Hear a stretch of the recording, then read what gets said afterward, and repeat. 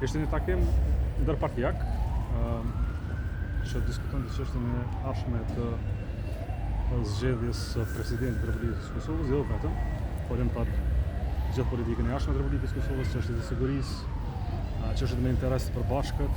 E falenderova për përfshirjen edhe të buzëtit të komunës Prishtinës në pozitin qendror. Diskutuam për çështjet të marrëveshjeve ndërkombëtare me interes për Republikën e Kosovës. Por në përgjithësi folëm pra për çështjen e ardhshme më të rëndësishme të presidentit dhe afatit kushtetues që po na rrjedh. Jo më pak se 10 ditë, përkatësisht 9 ditë deri tek zgjedhja e presidentit të Republikës së Kosovës. Raportimi i përgjithshëm është se janë vetëm dy rrugë përpara.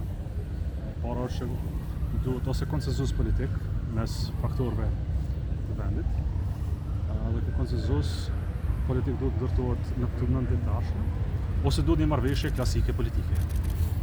Marrëveshje klasike politike mes partive për çështjen e presidentit, dhe në të dyja rastet duhet së paku 2/3 e votave të deputetëve të Kosovës. Mbetet të takohemi në ditët e vijim për të parë njërin prej këtyre dy mundësive që kemi të parë.